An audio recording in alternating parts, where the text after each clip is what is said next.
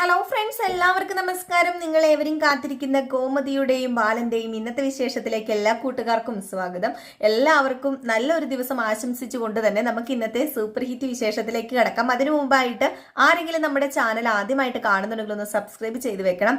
അതിനോടൊപ്പം തന്നെ 1K like target ഉണ്ട് എപ്പോഴും പറയുന്നത് പോലെ.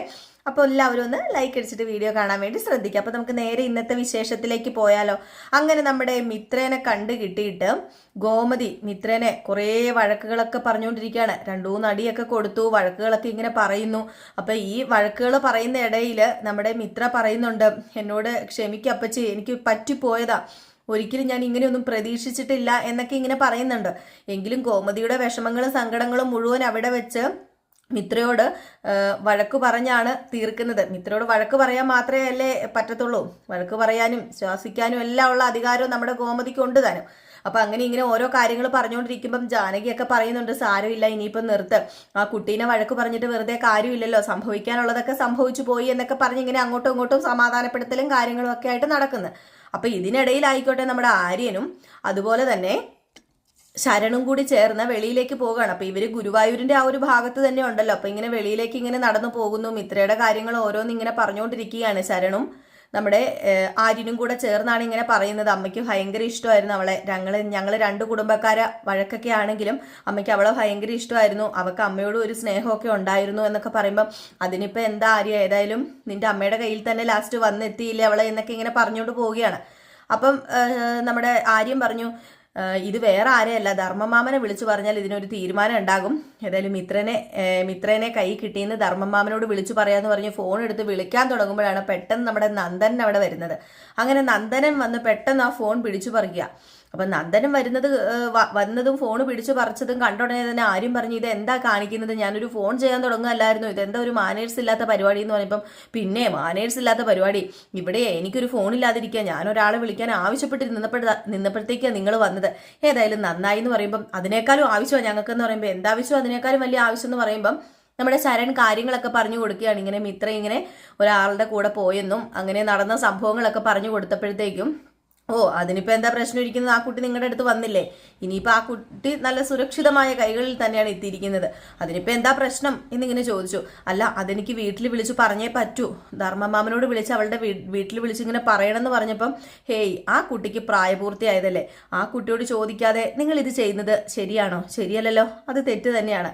ആ കുട്ടിക്ക് പ്രായപൂർത്തി ആയതുകൊണ്ട് തന്നെ ആ കുട്ടിയോട് ചോദിച്ചിട്ട് വേണം ഈ വക കാര്യങ്ങളൊക്കെ ചെയ്യാൻ എന്നിങ്ങനെ നമ്മുടെ നന്ദനൻ പറഞ്ഞപ്പോൾ ശരണും പറഞ്ഞു, ശരിയാ, നന്ദനൻ പറയുന്നത് ശരിയാ, നമ്മളങ്ങനെ എടുത്തു ചാടി വിളിച്ചു പറഞ്ഞു കഴിഞ്ഞിട്ടുണ്ടെങ്കിൽ എന്താ പ്രശ്നം ഉണ്ടാവുന്നത് എന്നറിയില്ലല്ലോ എന്ന് പറഞ്ഞപ്പോൾ നന്ദനൻ ഇവരെ ഒരു കാര്യം കൂടി ഓർമ്മിപ്പിക്കുകയാണ്. നിങ്ങൾ പ്രത്യേകിച്ച് ഇപ്പം വേറൊന്നുമല്ല ശ്രദ്ധിക്കേണ്ടത്, മിത്രേനെ ശ്രദ്ധിക്കണം. മിത്ര എന്തെങ്കിലും ആത്മഹത്യ ചെയ്താൽ നിങ്ങൾ എന്ത് ചെയ്യും? എന്തെങ്കിലും ചെയ്യാൻ പറ്റുമോ? പിന്നെ നിങ്ങളൊരു കാര്യം ചിന്തിക്കണം, ആര്യന്റെ ചേട്ടൻ ആകാശ് ഒരു പെണ്ണിനെ വിളിച്ചുകൊണ്ട് വന്നു. അപ്പം ആരെങ്കിലും എന്തെങ്കിലും പറഞ്ഞോ? നിങ്ങൾ പറഞ്ഞോ? നിങ്ങൾക്ക് അപ്പൊ എന്തെങ്കിലും പറയാൻ തോന്നിയോ? ഇല്ലല്ലോ. അവര് രണ്ടുപേരുടെയും പരസ്പരം ഇഷ്ടപ്രകാരം വിവാഹം കഴിച്ചു. അതിനെ സപ്പോർട്ട് ചെയ്ത ആളല്ലേ ഈ പറയുന്ന ആര്യനും എന്ന് പറഞ്ഞപ്പോ പെട്ടെന്ന് ആര്യൻ ചോദിച്ചു, അല്ല ഇതെങ്ങനെ നന്ദനറിയാം? ഇയാൾക്ക് ഇതൊക്കെ എങ്ങനെ അറിയാം? അതല്ലേ താൻ എന്നോട് പറഞ്ഞത്, തന്റെ കുടുംബത്തിലെ കാര്യങ്ങളൊക്കെ എന്നോട് താൻ ഷെയർ ചെയ്തില്ലായിരുന്നോ? അപ്പം അത് താൻ എന്നോട് പറഞ്ഞായിരുന്നു. ഞാനേ ഇച്ചിരി മെമ്മറി കൂടുതലുള്ള ആളാ, അതൊക്കെ ഞാൻ ഓർത്തിരിപ്പുണ്ട് എന്ന് പറഞ്ഞപ്പോഴത്തേക്കും പറഞ്ഞിട്ട് നമ്മുടെ നന്ദൻ അങ്ങ് പോയി ആ കുട്ടീനെ പോയി രക്ഷിക്കണം, അത് ആത്മഹത്യ ചെയ്യാമല്ലോ തുടങ്ങി എന്ത് ചെയ്യും എന്നൊക്കെ പറഞ്ഞിട്ട് നന്ദൻ അങ്ങ് പോയി കേട്ടോ. അപ്പോഴത്തേക്കും നമ്മുടെ ശരൺ പറഞ്ഞു, ശരിയാണ്, നമ്മളിപ്പോൾ വേറൊന്നും അല്ല ചെയ്യേണ്ടത്, ഇനിയിപ്പോൾ മിത്ര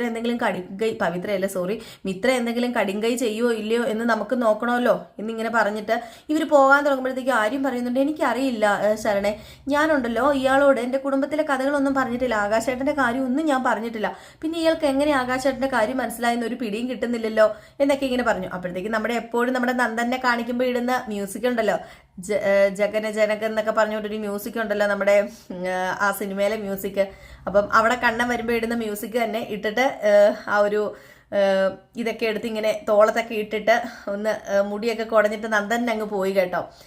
ഏതായാലും നമ്മുടെ നന്ദനും കൃഷ്ണൻ തന്നെയാണല്ലോ, കൃഷ്ണൻ നല്ല കാര്യത്തിന് വേണ്ടിയാണ് ഇതൊക്കെ വന്ന് പറഞ്ഞത്.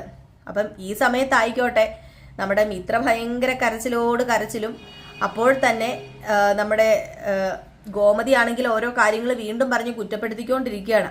അപ്പോഴേക്കും മിത്ര പറഞ്ഞു, മോളെ ഇനിയിപ്പം വേറെ ഒന്നും ചെയ്യാനില്ല, എനിക്ക് എന്തെങ്കിലും ഒന്ന് ചെയ്തേ പറ്റൂ, കാരണം എൻ്റെ ഏട്ടൻ്റെ വിഷമം കണ്ടുകൊണ്ടിരിക്കാൻ എനിക്ക് പറ്റില്ല. അതുമല്ല എൻ്റെ ഏട്ടൻ ആത്മഹത്യ വരെ ചെയ്യാൻ ശ്രമിച്ചു എന്ന് പറഞ്ഞപ്പോഴത്തേക്കും പൊട്ടിക്കരഞ്ഞുകൊണ്ട് എന്താ പറഞ്ഞത്, എന്താ അപ്പച്ചി പറഞ്ഞത്, ഗോമതി അപ്പച്ചി എന്താ പറഞ്ഞത്, എൻ്റെ അച്ഛൻ ആത്മഹത്യ ചെയ്യാൻ ശ്രമിച്ചെന്നോ, എൻ്റെ ഈശ്വരൻ ഞാൻ കാരണമാണല്ലോ ഇതൊക്കെ സംഭവിച്ചതെന്ന് പറഞ്ഞ് വീണ്ടും പൊട്ടി പൊട്ടി കരയുകയാണ്. അപ്പോഴേക്കും ജാനകി പറഞ്ഞു, നിങ്ങളിങ്ങനെ അങ്ങോട്ടും ഇങ്ങോട്ടും ഇങ്ങനെ കരഞ്ഞു പിറക്കി ഇരുന്നാൽ മതിയോ, നിങ്ങൾ ഇതിനൊരു സൊല്യൂഷൻ, ഒരു തീരുമാനം കണ്ടെത്തണ്ടേ എന്നിങ്ങനെ പറഞ്ഞപ്പം, എങ്കിൽ പിന്നെ ഞാൻ ഇവളെയും കൂട്ടി വീട്ടിലേക്ക് പോകുന്നതായിരിക്കും നല്ലത്, അല്ലെ നിങ്ങൾ ഈ ഗോമതി ഇവളെയും കൂട്ടി വീട്ടിലേക്ക് പോകുന്നതായിരിക്കും നല്ലത് എന്ന് ജാനകി ഇങ്ങനെ പറഞ്ഞു. ജാനകി പറഞ്ഞപ്പോഴത്തേക്കും മിത്ര പറഞ്ഞു, ഇല്ല ഞാൻ വരില്ല, ഒരിക്കലും ഞാൻ എൻ്റെ വീട്ടിലേക്ക് വരില്ല, എനിക്ക് പറ്റില്ല അവരെ ഒന്ന് ഫേസ് ചെയ്യാൻ, എനിക്ക് അവരെ ഒന്ന് കാണാൻ വയ്യ എന്നിങ്ങനെ പറഞ്ഞപ്പോഴേക്കും നമ്മുടെ ഗോമതി പറയാ, അല്ല ഞാനൊരു കാര്യം പറയട്ടെ ജാനകി ചേച്ചി ഒരു കാര്യം ഓർത്ത് നോക്ക്, ഇവളെ ഇപ്പം ഞാൻ അങ്ങോട്ടേക്ക് കൊണ്ടുവന്നാൽ എന്താ സംഭവിക്കാൻ പോകുന്നതെന്ന്. അല്ല എങ്കിൽ പിന്നെ ഗോമതി ഒരു കാര്യം ചെയ്യുക, ഗോമതിനെ വീട്ടിൽ കൊണ്ട് നിർത്ത്, ഇവളെ എൻ്റെ വീട്ടിൽ കൊണ്ട് കുറച്ച് ദിവസത്തേനല്ല മുഴുവൻ ദിവസത്തേന് നിർത്താൻ എനിക്ക് സന്തോഷമുള്ളൂ. പക്ഷെ അതൊന്നും എൻ്റെ ഏട്ടന്മാര് സഹിക്കില്ല ഒരിക്കലും, അവർ ഞാൻ ഒരുപാട് വേദനിപ്പിച്ചിട്ടുണ്ട്, ഇനിയും ഞാൻ അവരെ വേദനിപ്പിക്കണം എന്നാണോ പറയുന്നത് എന്നിങ്ങനെ ചോദിക്കുമ്പം, അല്ലാതെ പിന്നെ എന്താ ഒരു വഴി, ആ നാട്ടിലേക്ക് ചെന്ന് കഴിഞ്ഞാൽ ജാനകി ചേച്ചി എന്താ ഉണ്ടാകാൻ പോകുന്നതെന്ന് ഞാൻ പറയേണ്ട കാര്യമില്ലല്ലോ, ഇവളേതോ ഒരുത്തൻ്റെ കൂടെ 3-4 ദിവസം കഴിഞ്ഞിട്ട് തിരിച്ചു ചെല്ലുന്നതാണെന്നല്ലേ എല്ലാവരും പറയത്തുള്ളൂ. ആൾക്കാരെന്തെങ്കിലും പറയാൻ നോക്കി നിൽക്കുന്നവരാ, അവർക്ക് ഇതൊക്കെ ഒരു വാർത്തയാ, വലിയ വാർത്ത തന്നെയാ, ഇത് നാട്ടിൽ മൊത്തം പരക്കും, എൻ്റെ ഏട്ടനും എൻ്റെ അമ്മയ്ക്കൊക്കെ അത് നാണക്കേടാവില്ലേ എന്ന് പറഞ്ഞപ്പോൾ നമ്മുടെ മിത്ര ഓടി വന്നിട്ട് പറഞ്ഞു, അയ്യോ ഒരിക്കലും അപ്പച്ചി, ഒരിക്കലും ഞാൻ അങ്ങനെ ഒന്നും ചെയ്തിട്ടില്ല, ഞാൻ പറയാം, എൻ്റെ ഈ സംഭവിച്ചതൊക്കെ ഞാൻ പറയാം, എൻ്റെ സ്വർണ്ണാഭരണങ്ങളൊക്കെ കൊണ്ടുപോയി ആ കള്ളൻ, പക്ഷെ എൻ്റെ മാനത്തിനൊന്നും സംഭവിച്ചിട്ടില്ല, എൻ്റെ ദേഹത്ത് തൊടാൻ പോലും ഞാൻ അയാളെ അനുവദിച്ചിട്ടില്ല, സത്യം ഇത് വിശ്വസിക്കണം എന്ന് പറഞ്ഞ് നമ്മുടെ മിത്ര ഭയങ്കരമായിട്ട് കരയാണ്. അപ്പം ഗോമതി പറയാ, അതാര് വിശ്വസിക്കും, ഞാൻ വിശ്വസിക്കും, ചിലപ്പോൾ നിന്റെ വീട്ടുകാരും വിശ്വസിച്ചേക്കും, ഈ പറയുന്ന നാട്ടുകാർ വിശ്വസിക്കുമോ, ഇനി ഒരു ജീവിതം നിനക്ക് ഉണ്ടാകുമോ എന്നൊക്കെ പറഞ്ഞുകൊണ്ട് അങ്ങോട്ടും ഇങ്ങോട്ടും വീണ്ടും അങ്ങോട്ടും ഇങ്ങോട്ടും ബഹളവും കരച്ചിലും ഒക്കെ തന്നെ. അപ്പോഴേക്കും നമ്മുടെ ജാനകി പറഞ്ഞു, ഒരു കാര്യം ചെയ്യുക, നിങ്ങൾ രണ്ടുപേരും ഇപ്പോൾ ഒരുമിച്ചിരിക്കേണ്ട, രണ്ടുപേരും രണ്ടായിട്ടിരിക്കുക, ഇങ്ങനെ ഒരുമിച്ചിരുന്ന് കഴിഞ്ഞാൽ ശരിയാവില്ല, കാരണം നിങ്ങൾ അങ്ങോട്ടും ഇങ്ങോട്ടും ഓരോന്ന് പറഞ്ഞുകൊണ്ടിരിക്കാതെ മനസ്സിനൊരു സമാധാനം കണ്ടെത്താൻ നോക്കുക. ഗോമതി കുറച്ചു നേരം ഒറ്റയ്ക്ക് ഇരിക്കാൻ പറഞ്ഞു.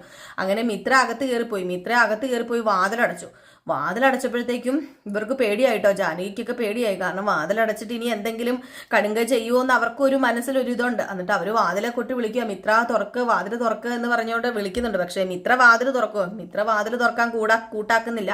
മിത്ര രണ്ടും കൽപ്പിച്ച് ആത്മഹത്യ ചെയ്യാൻ തന്നെയാണ് തീരുമാനിച്ചിരിക്കുന്നത്. താൻ കാരണം തൻ്റെ കുടുംബം ഒരിക്കലും ചീത്തപ്പേര് കേൾക്കരുത് എന്ന ആ ഒരു മനസ്സിൽ ഇങ്ങനെ ഓടി വരികയാണ്. തൻ്റെ അച്ഛൻ്റെ മുഖമൊക്കെ ഇങ്ങനെ മാറി മറിഞ്ഞ് ഓടി വരുന്നു. അങ്ങനെ ഇങ്ങനെ കയറല്ല, ഒരു തുണിയെടുത്ത് ഷോൾ എടുത്ത് ഇങ്ങനെ കെട്ടുവാണ് കേട്ടോ, ആത്മഹത്യ ചെയ്യാൻ വേണ്ടി ഒരുങ്ങാണ്. അങ്ങനെ ജാനകിയൊക്കെ ചെന്ന് നമ്മുടെ ഗോമതിനെയും മീനാക്ഷിനെയും ഒക്കെ കൂട്ടിക്കൊണ്ട് വരികയാണ്. ഇവരെല്ലാം വാതിൽ തട്ടിയിട്ട് എന്ത് ചെയ്താ മിത്ര വാതിൽ തുറക്കുന്നില്ല. ലാസ്റ്റ് നമ്മുടെ ആര്യനും ശരണും കൂടെ വന്നു. ഏറ്റവും ലാസ്റ്റ് ചാവുട്ടി പൊളിച്ച് അകത്ത് കയറിയപ്പോൾ എന്തേ ആത്മഹത്യ ചെയ്യാൻ ശ്രമിച്ചുകൊണ്ടിരിക്കുന്ന ആണ് കണ്ടത്. നമ്മുടെ ഗോമതിക്ക് സഹിക്കുമോ? ഗോമതി പിടിച്ച ഒറ്റ ഒരെണ്ണം പൊട്ടിച്ചില്ലേ? ഗോമതി പിടിച്ച ഒറ്റ ഒരെണ്ണം പിടിച്ച് നീ എന്താടി കാണിക്കുന്നതെന്ന് ചോദിച്ചപ്പോൾ വേണ്ട, എനിക്ക് ജീവിക്കണ്ട, മാനം കെട്ട് എന്തിനാണ് ഞാൻ ജീവിക്കുന്നത്, ഇനി ജീവിച്ചിരുന്നിട്ട് എനിക്ക് ഒരു കാര്യമില്ല എന്ന് പറഞ്ഞപ്പോൾ മീനാക്ഷി പറഞ്ഞു, നല്ല ബോൾഡായ പെൺകുട്ടിയല്ലേ നീ ഇങ്ങനെയാണോ ഇപ്പോൾ ഒരു തീരുമാനം എടുക്കേണ്ടത്? നീ എല്ലാ വശവും ചിന്തിക്കണ്ടേ? നീ ഇങ്ങനെ നിനക്ക് എന്തെങ്കിലും സംഭവിച്ചു പോയി കഴിഞ്ഞിട്ടുണ്ടെങ്കിൽ നീ ഒന്ന് ഓർത്ത് നോക്കിയാൽ നിന്റെ അച്ഛനും അമ്മയും നിനക്ക് വേണ്ടപ്പെട്ടവരൊക്കെ എന്ത് ചെയ്യും? അവർക്ക് സമാധാനം കിട്ടുമോ പിന്നെ എന്നൊക്കെ ഇങ്ങനെ ചോദിക്കുകയാണ്.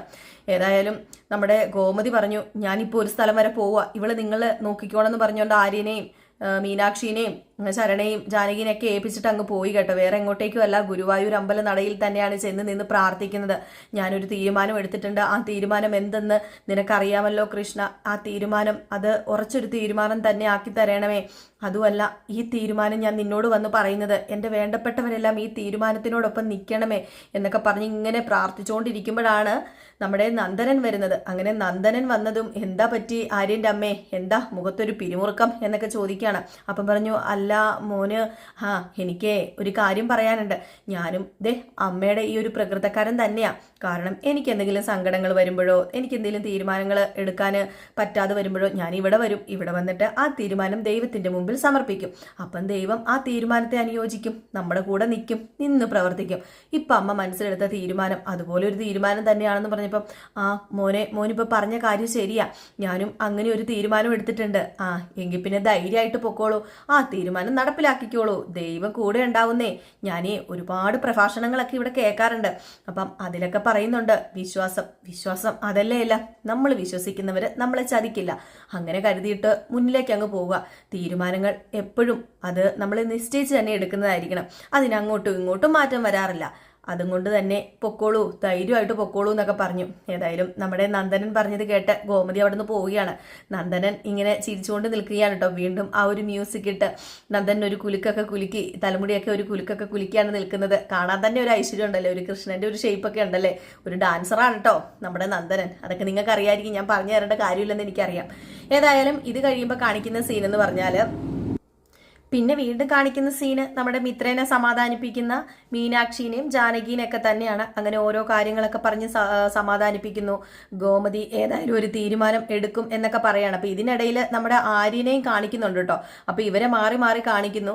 പിന്നെ നമ്മുടെ ഗോമതി റൂമിലേക്ക് വരികയും, മീനാക്ഷി എനിക്ക് നിന്നോട് കുറച്ച് കാര്യങ്ങൾ സംസാരിക്കാനുണ്ട്, ആര്യനെയും നീ വിളിക്കൂ എന്ന് പറയുന്നു. അങ്ങനെ ആര്യനെയും വിളിച്ചുകൊണ്ട് നമ്മുടെ ഗോമതിയുടെ റൂമിലേക്ക്, അതായത് റൂമിലേക്ക് ചെന്നു. റൂമിലേക്ക് ചെന്നപ്പോഴത്തേക്കും ഗോമതി പറയുന്നത് വേറൊന്നുമല്ല, എനിക്ക് നിങ്ങളോട് കുറച്ച് സംസാരിക്കാനുണ്ട്. അതുകൊണ്ട് തന്നെ ഞാൻ പറയുമ്പം ആരും ഇടയ്ക്ക് കയറി സംസാരിക്കരുത്. പ്രത്യേകിച്ച് മീനാക്ഷി, നീ ഇടയ്ക്ക് കയറി ഒരു അഭിപ്രായം പറയരുത് ഞാൻ പറയുമ്പം എന്ന് പറയുമ്പോഴത്തേക്കും നമ്മുടെ ആര്യം ചോദിക്കുക, ഇതെന്തിനാ ഏടത്തിയോട് ഇങ്ങനെയൊക്കെ ഇപ്പം അമ്മ പറയുന്നത് എന്ന് പറയുമ്പം, എനിക്ക് സംസാരിക്കാനുള്ളത് അത് നിങ്ങൾ കേൾക്കണം, അത് പൂർണ്ണമായിട്ട് കേൾക്കണം. അതുകൊണ്ട് തന്നെയാണ് ഞാൻ ഒരു കാര്യം തീരുമാനിച്ചിരിക്കുക. ആ കാര്യത്തിൽ നിന്ന് എനിക്കിനി പിന്മാറാൻ കഴിയില്ല. അതുകൊണ്ട് തന്നെ ആ ഒരു തീരുമാനം എനിക്ക് നിങ്ങളെ അറിയിക്കണം. എനിക്ക് ആര്യനോട് പ്രത്യേകിച്ച് ഒരു കാര്യം കൂടി പറയാനുണ്ട്. എനിക്ക് ആര്യനോട് കുറച്ച് സംസാരിക്കാനുണ്ട് മീനാക്ഷി എന്ന് പറയുമ്പോഴത്തേക്ക് മീനാക്ഷി പറഞ്ഞു, എന്താ പിന്നെ ഞാൻ വെളിയിൽ പോകാം. അല്ല, നീ വെളിയിൽ പോകണ്ട എന്നൊന്നും അല്ല ഞാൻ പറഞ്ഞത്, നീ ഇനി സംസാരിക്കാൻ പാടില്ല, ഞാൻ പറയുന്നതൊക്കെ കേൾക്കണം എന്നൊക്കെ ഇങ്ങനെ പറയുകയാണ്. അപ്പോഴത്തേക്കും ആര്യം ചോദിച്ചു, അമ്മയ്ക്ക് എന്താ പറയാനുള്ളത്, അമ്മയ്ക്ക് എന്താണെങ്കിലും പറയൂ. കുഞ്ഞുനാളിലെ എൻ്റെ ഏട്ടന്മാർ എന്നെ ഒരുപാട് സ്നേഹിച്ചിരുന്നു. ഞങ്ങൾ വളർന്നത് അങ്ങനെയാ. പരസ്പരം എന്ത് പ്രശ്നം വന്നാലും ചെറുപ്പത്തിലെ ഞങ്ങൾ പറയായിരുന്നു, ആരെങ്കിലും ജീവൻ പണയം വെച്ചാണെങ്കിലും സഹായിക്കുമെന്ന്. അങ്ങനെ ഒരു സഹായമാണ് ഇപ്പം ഞാൻ ചെയ്യാൻ പോകുന്നത് എന്നിങ്ങനെ പറയുന്നു. ഏതായാലും ഇതൊക്കെ പറഞ്ഞിട്ട് നിർത്തുകയാണ്. കാര്യത്തിലേക്ക് കടക്കുന്നതെന്ന് കാണിക്കുന്നില്ല കേട്ടോ. ഏതായാലും നമുക്ക് കാത്തിരുന്ന് തന്നെ കാണാമല്ലോ എന്താ സംഭവിക്കാൻ പോകുന്നത്. അപ്പൊ എല്ലാവരും കാത്തിരിക്കുക. ഏതായാലും നമ്മുടെ ഗോമതി ആവശ്യപ്പെടുന്നത് വേറെ ഒരു കാര്യവുമല്ല, ആര്യനോട് ആവശ്യപ്പെടുന്നത് മിത്രേനെ വിവാഹം കഴിക്കണം എന്ന് തന്നെയാണ്. അപ്പം അത് നാളെയാണ് കാണിക്കുന്നത്. അപ്പം എല്ലാവരും കാത്തിരിക്കുക. എല്ലാവർക്കും നല്ലൊരു ദിവസമൊക്കെ ആശംസിച്ചുകൊണ്ട് വീണ്ടും നിർത്തുകയാണ്. അടുത്തൊരു വിശേഷവുമായിട്ട് കാണാട്ടോ. അതുവരെ എല്ലാവർക്കും ടാറ്റ ബൈ ബൈ പറയുന്നതിന് മുമ്പായിട്ട് നമ്മുടെ സേതുവിൻ്റെയും പല്ലവിയുടെയും കഥ നിങ്ങൾക്ക് മിസ് ചെയ്യുന്നുണ്ടല്ലേ, അത് ഞാൻ നമ്മുടെ പുതിയ ചാനലിൽ കൊടുത്തിട്ടുണ്ട് കേട്ടോ. നമ്മുടെ ജിൽ ചിന്നു 2.0 എന്ന് പറയുന്ന ഒരു ചാനൽ നമുക്കുണ്ട്. അപ്പോൾ ആ ചാനലിൽ നമ്മൾ സേതുവിൻ്റെയും പല്ലവിയുടെയും കഥ ഇട്ടിട്ടുണ്ട് കേട്ടോ. അപ്പോൾ എല്ലാവരും ഒന്ന് പോയി നോക്കിക്കോളൂ. അപ്പം എല്ലാവർക്കും വീണ്ടും നല്ല ദിവസം ആശംസിച്ച് ചേർത്തുന്നു. Tata bye by.